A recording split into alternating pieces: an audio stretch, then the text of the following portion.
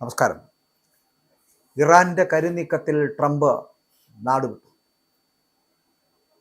യുദ്ധഭൂമിയിൽ Ayatollah Khamenei ട്രംപിനെ തടവിലാക്കുക എന്ന ലക്ഷ്യത്തോടു കൂടി എത്തുന്നു. ഇത് പറയുമ്പോൾ ആ യുദ്ധഭൂമിയിൽ നിന്ന് നമുക്ക് ലഭിക്കാൻ പറ്റുന്ന വിവരങ്ങളാണ് എന്ന് തെറ്റിദ്ധരിക്കരുത്. ആയത്തുള്ള ഖമേനി പറഞ്ഞ പ്രാദേശിക യുദ്ധഭീഷണി ഉണ്ടല്ലോ, ആ പ്രാദേശിക യുദ്ധഭീഷണിയെ ട്രംപ് എങ്ങനെയാണ് മറുപടിയിലൂടെ സ്വീകരിച്ചത് എന്ന് ചോദിച്ചാൽ നമുക്ക് കാണാമെന്ന് പറഞ്ഞു. അപ്പോൾ അമേരിക്കയുടെ അടുത്ത നീക്കം എന്താണ് എന്നുള്ളത് വലിയ ചോദ്യചിഹ്നമാകുമ്പോൾ ആ ചോദ്യത്തിനുള്ള ഉത്തരമാണ് ഇറാന്റെ കരുനീക്കത്തിൽ ട്രംപിന് നാട് വിട്ടു പോകേണ്ടി വരുന്ന സ്ഥിതിവിശേഷം ഉണ്ടാകുമെന്നുള്ളത്. കാരണം അങ്ങനെ ഒരു യുദ്ധഭൂമിയിലേക്ക് ആയത്തുള്ള ഖമേനിയെ വരുത്തുകയാണ് എന്നുണ്ടെങ്കിൽ ട്രംപിനെ തടവിലാക്കുന്നതിൽ കുറഞ്ഞതൊന്നും അവർ ആഗ്രഹിക്കുന്നില്ല എന്നുള്ളതാണ്. ഇറാന്റെ കാര്യത്തിൽ ഡൊണാൾഡ് ട്രംപിന്റെ അടുത്ത നീക്കം എന്താണ് എന്നത് ഇപ്പോഴും അവ്യക്തമാണ്.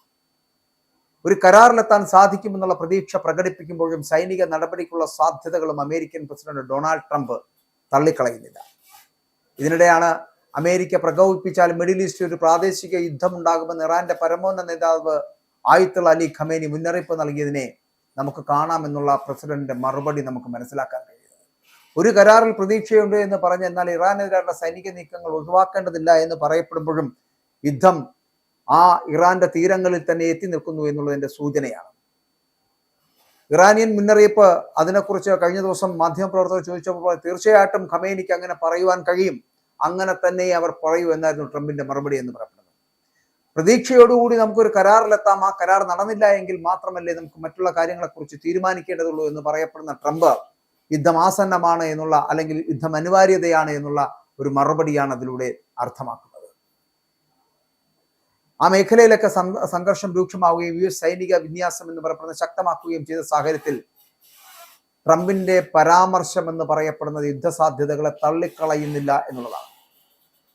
വിമാനവാഹിനി കപ്പലായിട്ടുള്ള USS എബ്രഹാം ലിങ്കൺ യുദ്ധക്കപ്പലുകൾ നിലവിൽ പേർഷ്യൻ ഗൾഫിൽ, ഈ പേർഷ്യൻ തീരത്ത് ഇറാന്റെ തൊട്ടടുത്ത് ഇങ്ങനെ നിലയുറപ്പിച്ചിരിക്കുകയാണ്.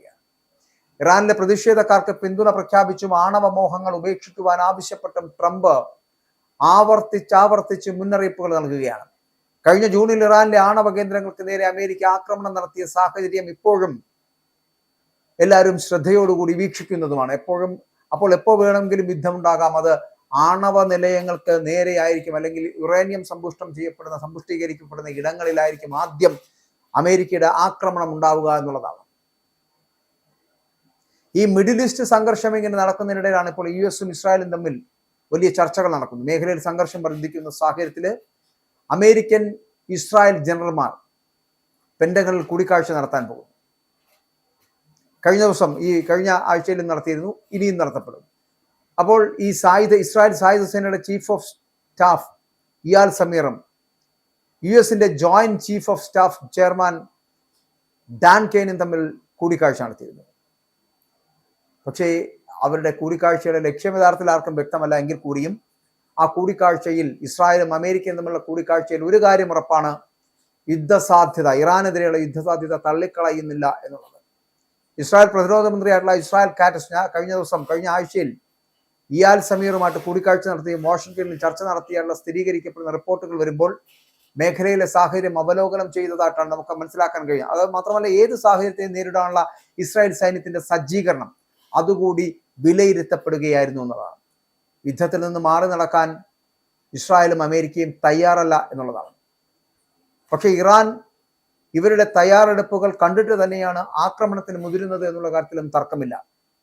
ഇവരുടെ താല്പര്യമില്ലായ്മകളോ, അല്ലെങ്കിൽ ഇപ്പോൾ ഈ ഇറാനും അമേരിക്കയും ഇസ്രായേലും തമ്മിൽ നടക്കുന്ന ഒരു യുദ്ധത്തിലേക്ക് ഈ കാഴ്ച പോവുകയാണ്. അമേരിക്കൻ ആക്രമണത്തിനെതിരെ കഴിഞ്ഞ ആഴ്ചയിൽ ആയത്തുള്ള ഖമേനി മുന്നറിയിപ്പ് നൽകിയിരുന്നു. ടെഹ്റാനെ ആക്രമിച്ചാൽ അത് മേഖലയിൽ ആകെ യുദ്ധത്തിന് കാരണമാകുമെന്നുള്ള ഒരു വലിയ മുന്നറിയിപ്പ്. അമേരിക്കക്കാർ അറിയണം, അവരൊരു യുദ്ധം തുടങ്ങുകയാണ് എങ്കിൽ ഇത്തവണ അതൊരു പ്രാദേശിക യുദ്ധമായിരിക്കുമെന്നുള്ളത്. അപ്പോൾ ട്രംപിന്റെ വാക്കുകളെ ഇറാൻ ജനത ഭയപ്പെടേണ്ടതില്ല എന്ന് പറയപ്പെടുന്ന ഖമേനിയുടെ വാക്കുകൾ, ഞങ്ങൾ യുദ്ധം തുടങ്ങുന്നവരല്ല എന്നും ഒരു രാജ്യത്തെയും ആക്രമിക്കുവാൻ ഞങ്ങൾ ആഗ്രഹിക്കുന്നില്ല എന്നും, എന്നാൽ ഇറാൻ എന്ന് പറയപ്പെടുന്ന രാഷ്ട്രത്തെ ആക്രമിക്കുന്നവർക്കോ ഉപദ്രവിക്കുന്നവർക്കോ കനത്ത പ്രത്യാഘാതം നേരിടേണ്ടി വരുമെന്നുള്ള വളരെ കൃത്യമായിട്ടുള്ള മറുപടി ഖമേനി പറഞ്ഞിരിക്കുന്നു. അപ്പോൾ ഒരു കാര്യം ഉറപ്പാണ്, ട്രംപിന്റെ ഏത് തരത്തിലുള്ള തന്ത്രത്തെയും തകർക്കാൻ പോകുന്ന ശക്തി, കരുത്ത് അത് ഇറാൻ ഉണ്ട് എന്നുള്ള കാര്യത്തിൽ തർക്കമില്ല. ഇറാൻ ഭയപ്പെടുന്നില്ല, ഇറാൻ ഒരു ലോകരാജ്യത്തെയും ഭയപ്പെടുന്നില്ല എന്നുള്ളതാണ് ഏറ്റവും പ്രത്യേകത എന്ന് പറയുന്നത്. ലോകരാജ്യങ്ങൾ കൂട്ടുപിടിക്കപ്പെടുന്ന മറ്റ് മേഖലയിലുള്ള അറബ് രാഷ്ട്രങ്ങൾ അടക്കമുള്ളവയെ കൂട്ടുപിടിക്കുന്നു, ഗൾഫ് മേഖലയിലെ രാജ്യങ്ങളെ കൂട്ടുപിടിക്കുന്നു. എന്നിട്ട് പോലും വിറയ്ക്കാതെ നിൽക്കുന്ന ആയത്തുള്ള ഖമേനിയെയും ഇറാൻ എന്ന് പറയപ്പെടുന്ന രാഷ്ട്രത്തെയുമാണ് നമുക്ക് കാണാൻ കഴിയുന്നത്. എന്ത് വില കൊടുത്തും ആയത്തുള്ള ഖമേനിയെ രക്ഷപ്പെടുത്തുമെന്നും ഇറാൻ എന്ന് പറയപ്പെടുന്ന രാജ്യത്തെ നശിപ്പിക്കില്ല എന്നുള്ള ഉറപ്പാണ് അവിടുത്തെ സൈന്യവും അവിടുത്തെ നേതാക്കളും ഇറാനും മുന്നോട്ട് വെക്കുന്നത്. അപ്പോഴും ചില കാര്യങ്ങൾ കൂടി ബാക്കിയുണ്ട്. യു എസുമായിട്ടുള്ള ആണവ ചർച്ചയ്ക്ക് ഇറാൻ തയ്യാറെടുക്കുന്നുണ്ട്. U S president Donald Trump സമ്മർദ്ദം ശക്തമാക്കിയ പിന്നാലെ ആണവ ചർച്ചയ്ക്ക് ഇറാൻ തയ്യാറായിട്ടുണ്ട്. യു എസുമായിട്ട് ആണവ ചർച്ച തുടങ്ങാൻ ഇറാൻ പ്രസിഡന്റ് മസൂദ് പെസഷ്കിയാൻ ഉത്തരവിട്ടിരിക്കുന്നു.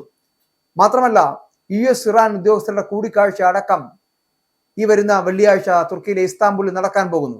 ട്രംപിന്റെ പ്രത്യേക പ്രതിനിധിയായിട്ടുള്ള സ്റ്റീവ് വിറ്റ്കോഫ് ഇറാൻ വിദേശകാര്യമന്ത്രിയായിട്ടുള്ള അബ്ബാസ് അരാഖ്ജിയെ കണ്ടെത്തിക്കും. ഇവർ തമ്മിലുള്ള കൂടിക്കാഴ്ച നടക്കാൻ പോകുന്നു. ഇതുവരെ 5 റൗണ്ട് പരോക്ഷ ആണവ ചർച്ചകളാണ് ഇറാനും യു എസും തമ്മിൽ നടത്തിയത്. 6ാം റൗണ്ട് ചർച്ചയ്ക്ക് തൊട്ടു മുമ്പ് കഴിഞ്ഞ വർഷം ജൂണിൽ ഇസ്രായേലും യു എസും ചേർന്ന് ഇറാനിലെ സൈനിക ആണവ കേന്ദ്രങ്ങൾക്ക് നേരെ വ്യോമാക്രമണം നടത്തിയിരുന്നു. ഇറാൻ ആണവ പദ്ധതി പൂർണ്ണമായിട്ടും ഉപേക്ഷിക്കണമെന്ന് യു എസിന്റെ ആവശ്യമുണ്ടായിരുന്നു. പക്ഷെ ആണവ പദ്ധതി പരിമിതപ്പെടുത്തുവാനുള്ള കരാറിന് തയ്യാറാണ് എന്നും എന്നാൽ അത് പൂർണ്ണമായിട്ടും ഇല്ലാതാക്കാൻ ഒരുക്കമല്ല എന്നും തന്നെയാണ് ഇറാൻ മുമ്പും വ്യക്തമാക്കിയിട്ടുള്ളത്. ആണവായുധം നിർമ്മിക്കാതിരുന്നാൽ ഇറാന് മേലുള്ള സാമ്പത്തിക ഉപരോധങ്ങൾ പിൻവലിക്കുമെന്ന് ധാരണയിൽ, അങ്ങനെ ഒരു ധാരണയിലേക്ക് യു എസും പാശ്ചാത്യ രാജ്യങ്ങളും ചേർന്ന് ആവിഷ്കരിച്ച കരാർ 2016 പ്രാബല്യത്തിൽ വന്നിരുന്നു. കരാർ പ്രകാരം യുറേനിയം സമ്പുഷ്ടീകരണ പദ്ധതി എന്ന് പറയുന്നത് അല്ലെങ്കിൽ ഒരു പരിധി എന്ന് പറയപ്പെടുന്ന ഇറാൻ നിജപ്പെടുത്തുകയും അരക്കടക്കം ആണവ റിയാക്ടറുകളിലെ പ്രവർത്തനം നിർത്തുകയും ചെയ്യുന്ന ഒരു സാഹചര്യത്തിലേക്ക് എത്തണമെന്ന് പറഞ്ഞിരുന്നു. എന്നാൽ 2018 1ാം ട്രംപ് ഭരണകൂടത്തിന്റെ കാലത്ത് യു എസ് കരാറിൽ നിന്ന് പിന്മാറി ഇതിലും മികച്ച കരാർ രൂപപ്പെടുത്തണമെന്നുള്ള ട്രംപിന്റെ വാദമുണ്ടായി. ജൂണിലെ ആക്രമണത്തിനിടെ ഇറാനിലെ 3 ആണവ കേന്ദ്രങ്ങൾ യു എസ് ബോംബിടുന്ന ഒരു സാഹചര്യവും വന്നെത്തി. അതോടെ ഇറാന്റെ ആണവശേഷി പൂർണ്ണമായിട്ടും തകർത്തെന്ന് ട്രംപ് അവകാശപ്പെട്ടിരുന്നു. എന്നാൽ ഇറാൻ അത് അംഗീകരിച്ചിട്ടില്ല. ഇന്ന് വരെയും അതിനെക്കുറിച്ച് അവർ മറ്റൊന്നും പറഞ്ഞിട്ടുമില്ല. അതേസമയം യു എസിന്റെ നാവിക വ്യൂഹം മേഖലയിൽ നിലയുറപ്പിച്ച സാഹചര്യത്തിൽ ട്രംപിന്റെ ആക്രമണ ഭീഷണികൾ തുടരുന്നതിനാലും ഇറാനിലെ ആണവ നിലയങ്ങൾ അതീവ ജാഗ്രതയിലാണെന്ന് പറയാം. നദാൻസിലെയും ഫോർഡോയിലെയും ഇസ്ഫാനിലെയും ഒക്കെ ആണവ കേന്ദ്രങ്ങളിലാണ് ഈ പറയുന്ന യു എസ് നേരത്തെ ബോംബിട്ടിരുന്നത്. ഇവിടെ നാശനഷ്ടം മറയ്ക്കുവാൻ വേണ്ടിയിട്ട് ഇറാൻ പുതിയ കവചങ്ങൾ നിർമ്മിക്കുന്നതായിട്ടുള്ള സൂചനകൾ ഇപ്പോൾ ഉപഗ്രഹ ചിത്രങ്ങൾ വഴി പുറത്തു വരികയാണ്. കാരണം അവിടെ ഞാൻ പറഞ്ഞല്ലോ, ഈ നിരോധനം ഏർപ്പെടുത്തിയിട്ടുണ്ട് ഇന്റർനെറ്റിന്, അതിലൂടെയാണ് ഈ ഉപഗ്രഹ ചിത്രങ്ങൾ ഇപ്പോൾ പുറത്തു വരുന്നത്. എന്നാൽ ഇറാന്റെ യുദ്ധതന്ത്രങ്ങൾ അത് ട്രംപിനെ വല്ലാതെ തളർത്തിക്കളയുന്നു എന്നുള്ള കാര്യത്തിൽ സംശയമില്ല. അതിനാൽ തന്നെ ഇറാന്റെ കരുനീക്കത്തിൽ ട്രംപ് നാട് വിട്ടു പോകേണ്ടി വരുന്ന ഒരു സ്ഥിതിവിശേഷത്തിലേക്ക് എത്തപ്പെടുന്നു. കാരണം എപ്പോൾ വേണമെങ്കിലും ട്രംപിനെ വളഞ്ഞിട്ട് പിടിച്ച് തടവിലാക്കുവാൻ ആയത്തുള്ള ഖമേനി നേരിട്ട് യുദ്ധഭൂമിയിലേക്ക് എത്തപ്പെടുന്ന ഒരു യുദ്ധമായി മാറും. പ്രാദേശിക യുദ്ധം എന്ന് നമ്മൾ ഇതിനെ വിശേഷിപ്പിക്കുമ്പോഴും ഇതൊരു ലോക മഹായുദ്ധമായി മാറാതിരിക്കട്ടെ.